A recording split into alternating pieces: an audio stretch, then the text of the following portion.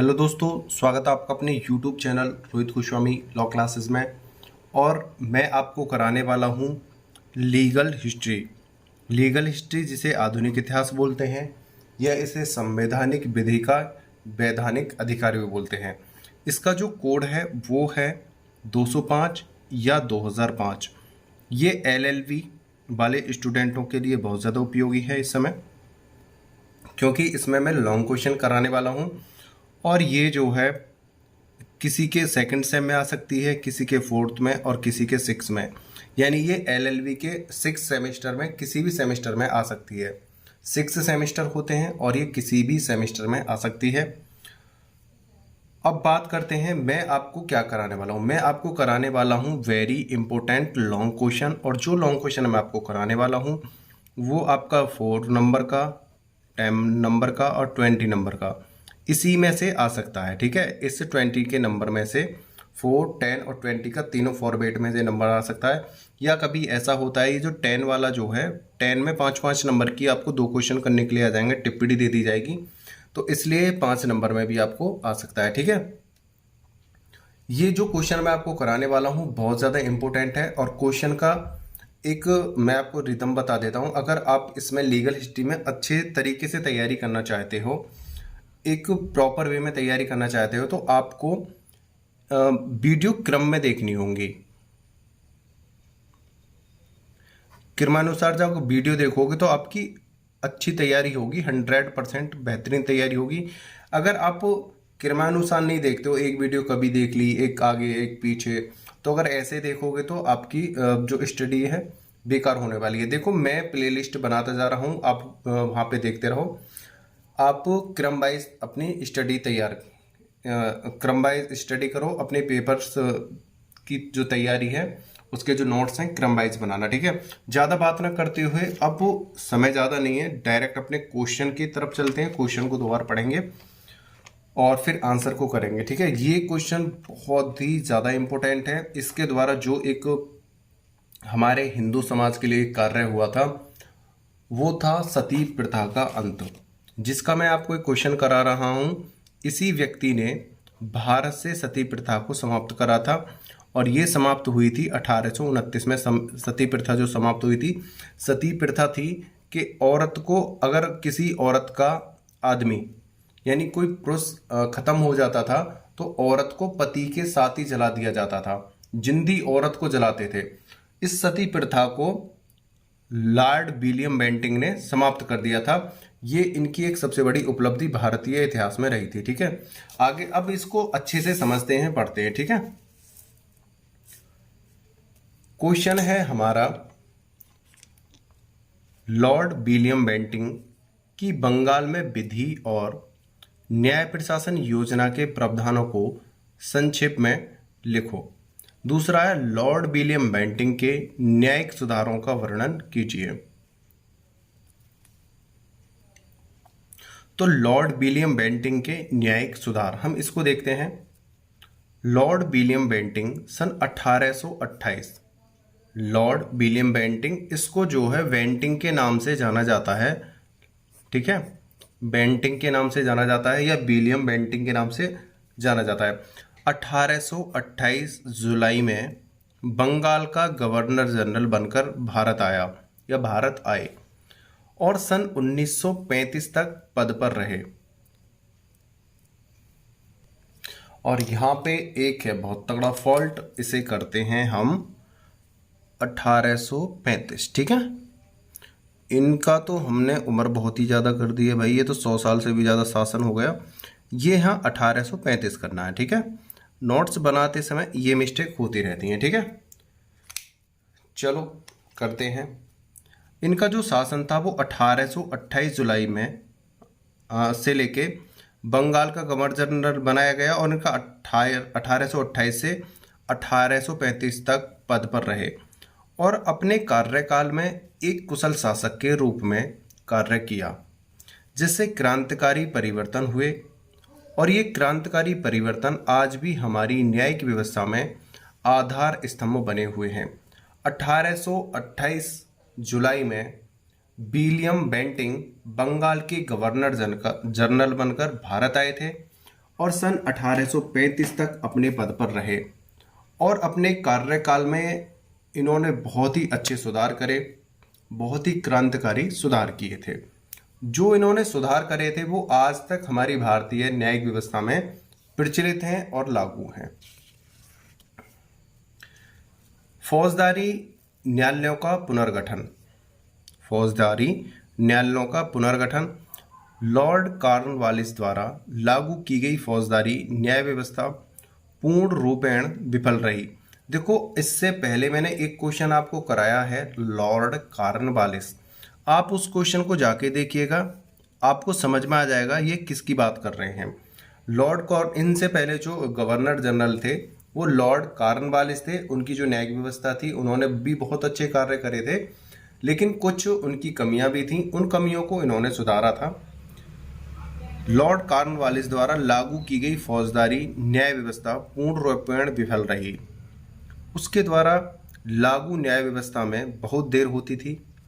इन सभी समस्याओं को दूर करने के लिए लॉर्ड विलियम बेंटिंक ने फौजदारी न्यायालयों का पुनर्गठन किया। जो कॉर्नवालिस की जो समस्याएं थीं, जो कमियां थीं, उनको दूर करने के लिए विलियम बेंटिंक ने फौजदारी न्यायालयों का पुनर्गठन किया था। सर्किट कोर्टों की समाप्ति तथा कमिश्नर कोर्टों की स्थापना। जो सर्किट कोर्ट थे उनकी तो समाप्ति की गई थी और कमिश्नर कोर्टों की स्थापना की गई थी। लॉर्ड कॉर्नवालिस द्वारा कोर्ट में अधिक मुकदमे और दूरी, मतलब जो मुकदमे होते थे वो एक तो अधिक मात्रा में होते थे और मुकदमों जो लड़ने के लिए जो व्यक्ति जाता था, अपने बाद लेके जाता था, वो कलकत्ता जाता था, तो बहुत दूरी होती थी, बहुत ज़्यादा समय लगता था, बहुत ज़्यादा पैसा खर्च होता था। लॉर्ड कॉर्नवालिस द्वारा कोर्ट में अधिक मुकदमे और दूरी यानी कलकत्ता के कारण इनकी न्याय व्यवस्था असफल रही। दूरी के कारण इनकी व्यवस्था असफल रही और इनमें केसेस जो है बहुत ज़्यादा जाते थे, क्योंकि कॉर्नवालिस ने अपने शासन में क्या करा था, जो शुल्क थे उनको समाप्त कर दिया था और छोटे छोटे मुकदमों लड़ने के लिए भी परमिशन दे दी थी। तो छोटे मुकदमे ज़्यादा हो गए और निःशुल्क थे, उनकी ज़्यादा मात्रा होने के कारण सही समय पर सही उचित न्याय नहीं मिल पाता था और देरी होती थी। इन समस्याओं को दूर करने के लिए विलियम बेंटिंक आए। पहले बेंटिंक ने ये सभी न्यायालयों को समाप्त कर दिया। जो कॉर्नवालिस द्वारा न्यायालय बनाए गए थे, इन सभी न्यायालयों को समाप्त कर दिया गया। इन्होंने बंगाल को 20 भागों में बांटा और प्रत्येक भाग में एक कमिश्नर नियुक्त किया। इन्होंने क्या करा, पहले तो कॉर्नवालिस के समय के जो न्यायालय थे उनको समाप्त कर दिया, खत्म करा। इन्होंने बंगाल को 20 भागों में बांटा और प्रत्येक भाग में एक कमिश्नर नियुक्त करा।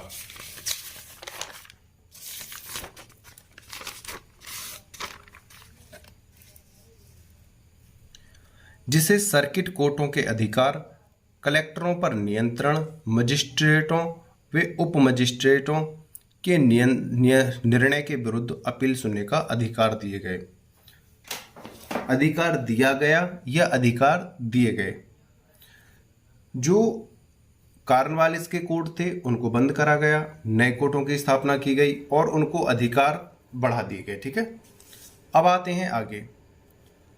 जिला तथा सत्र न्यायाधीशों की नियुक्ति। कमिश्नरों के पास ज़्यादा काम हो गया था। इस कार्य को कम करने के लिए विलियम बेंटिंक ने 1831 में रेगुलेशन 7 के द्वारा जिला और सत्र न्यायाधीशों की नियुक्ति की। कमिश्नरों के पास जो था काम ज़्यादा हो गया था, कमिश्नरों की नियुक्ति की थी। लॉर्ड विलियम बेंटिंक ने कमिश्नरों की नियुक्ति करी थी, लेकिन उन पर भी काम ज़्यादा हो गया था।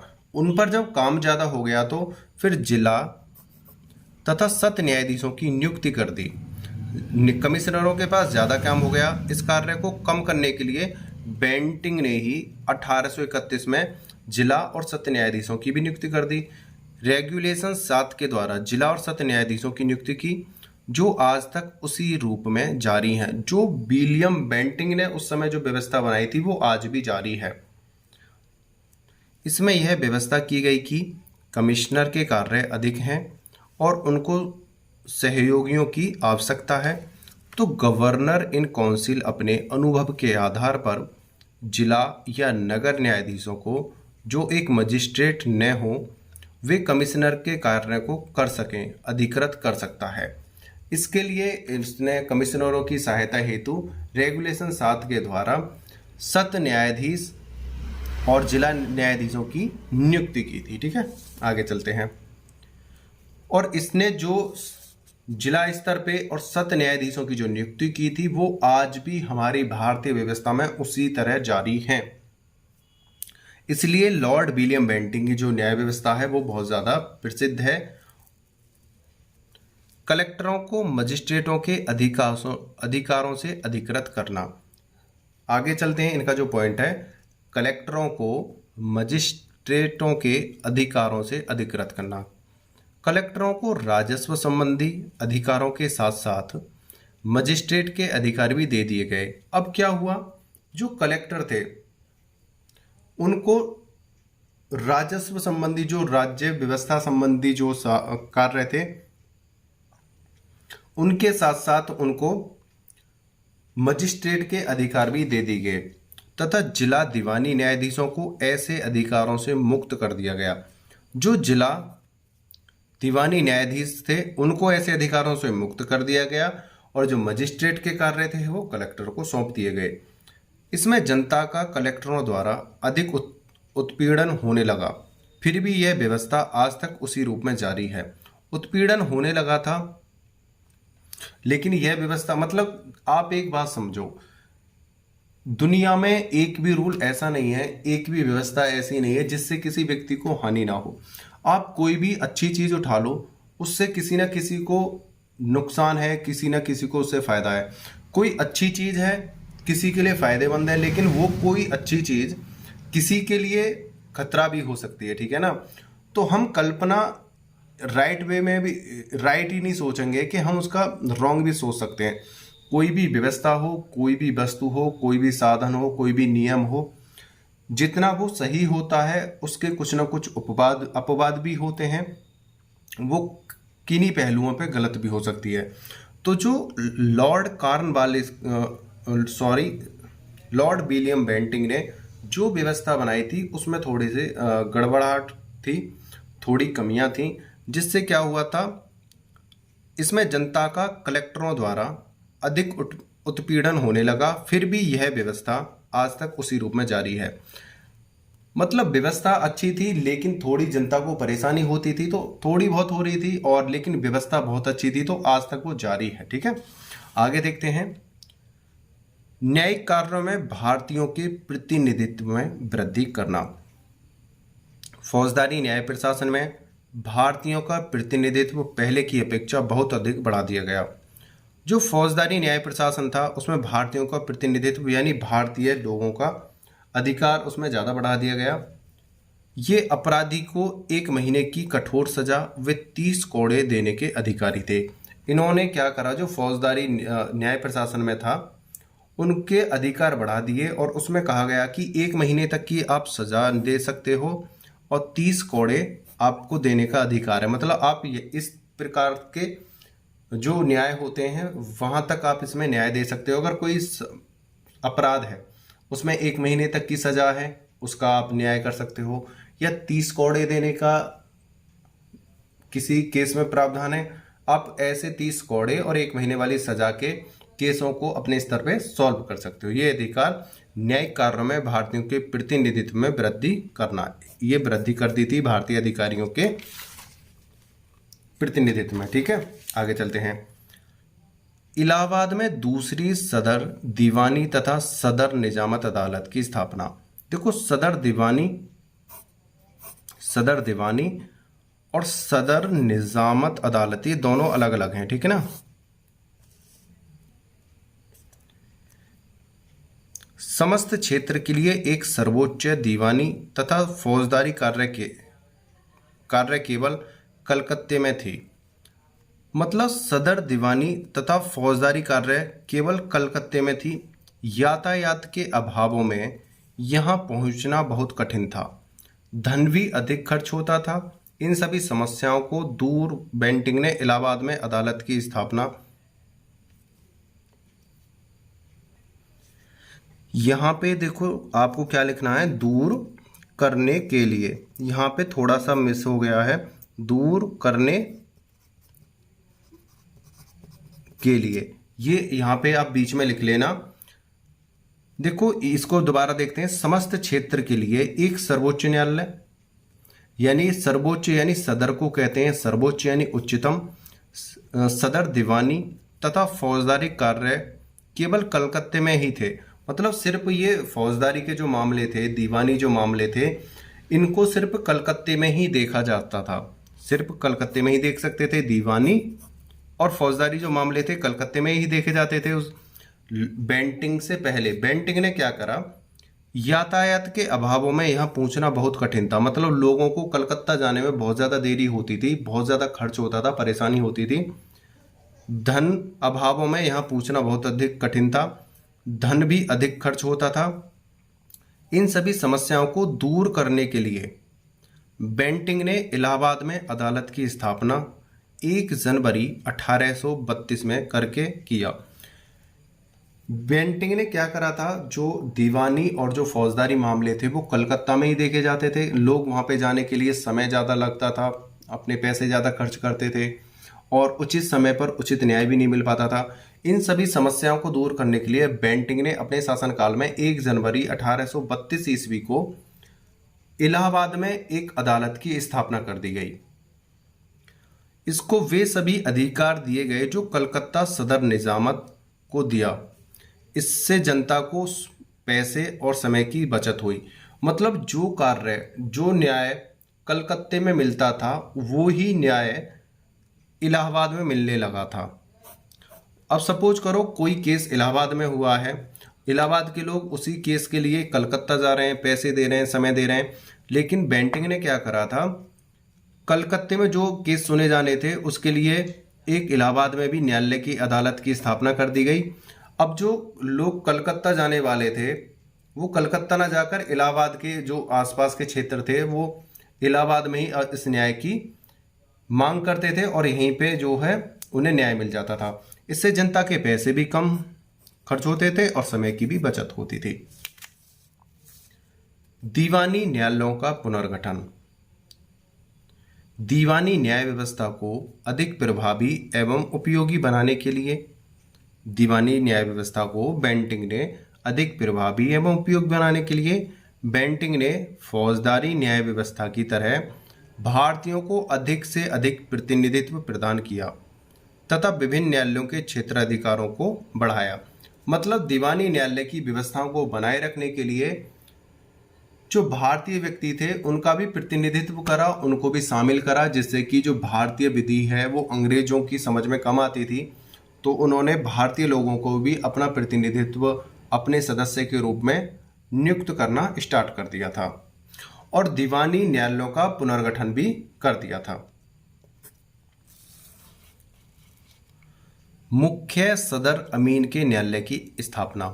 मुख्य सदर अमीन के न्यायालय की स्थापना बेंटिंक ने भारतीय विधि अधिकारियों की मुख्य सदर अमीन के न्याय से एक नई श्रेणी आरंभ की, जिन्हें 1 से 5 वर्ष तक के ऐसे विवादों को तय करने का अधिकार दिया गया जो इन उद्देश्यों से जिला अदालतों द्वारा उनके पास भेजे जाएं।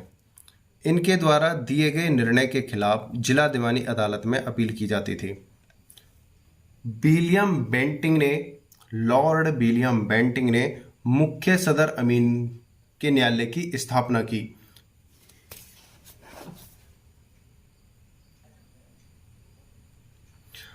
अब बेंटिंक ने क्या करा था, मुख्य सदर अमीन के न्यायालय भी खोल दिए।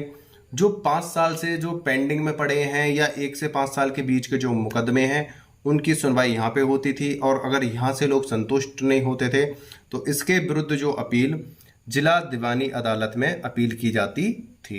ठीक है, आगे चलते हैं।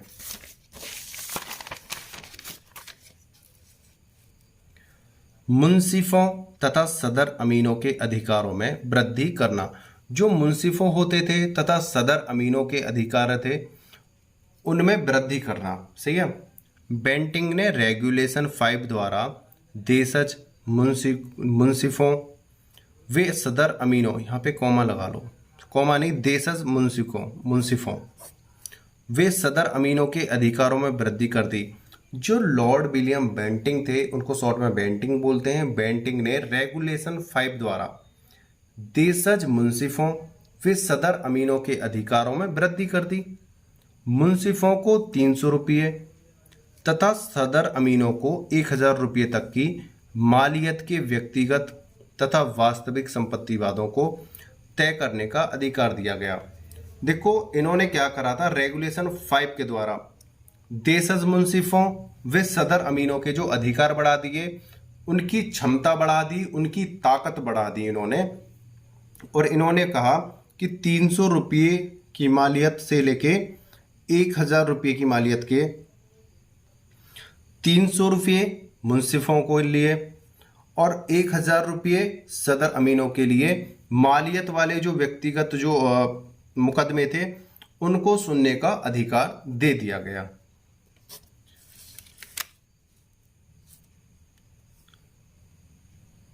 प्रोविंशियल कोर्ट ऑफ अपील तथा रजिस्ट्रार के न्यायालयों की समाप्ति। रेगुलेशन 5 द्वारा बेंटिंग ने इन कोर्टों को समाप्त करके इनके सभी अधिकारों को जिला दीवानी अदालत को सौंप दिया। रजिस्ट्रारों के दीवानी अधिकारों को भी सदर अमीनों को सौंप दिया गया।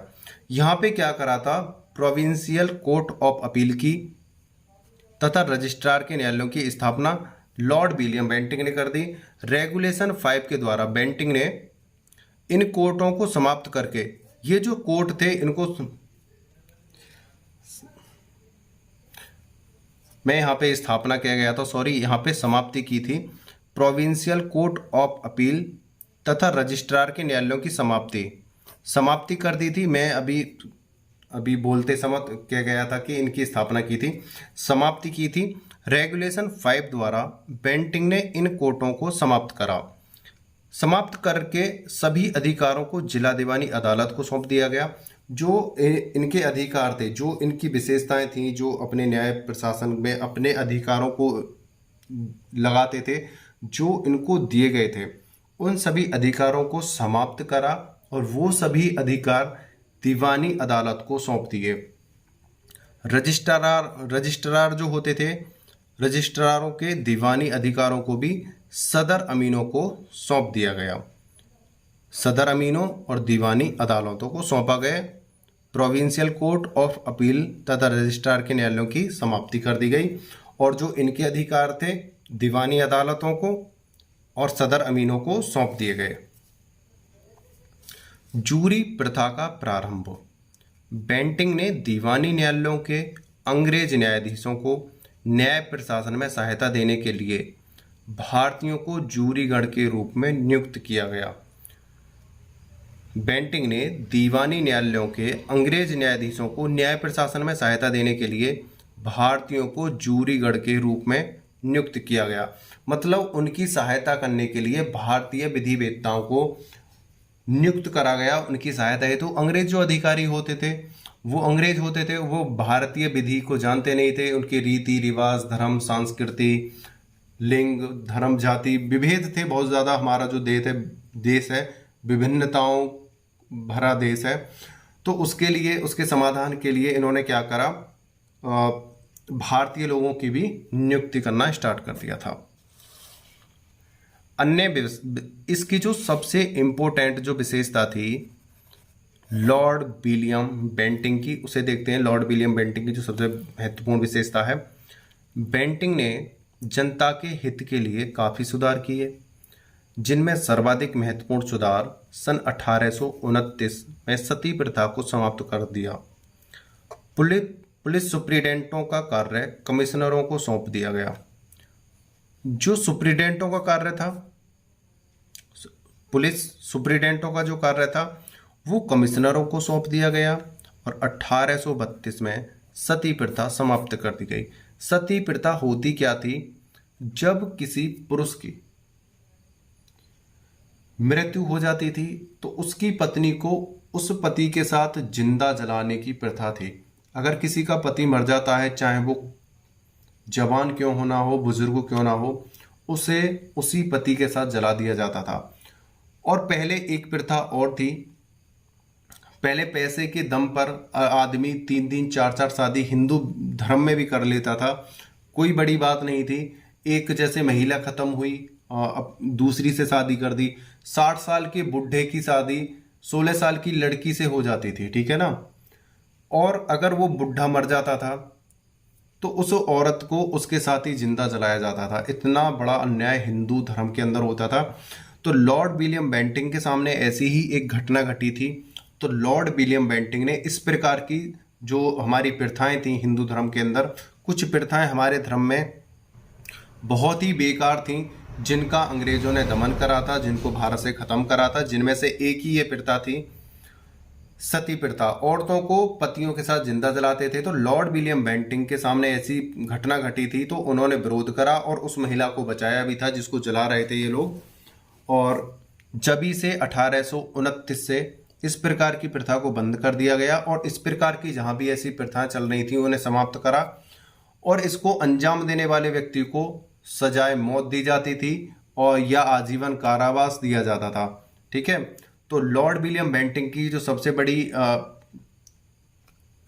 न्याय प्रशासन की काबिले तारीफ जो रही थी, बहुत ज़्यादा है। आज तक उन्हीं के नियम हमारे संविधान में और न्याय व्यवस्था में आज तक चल रहे हैं।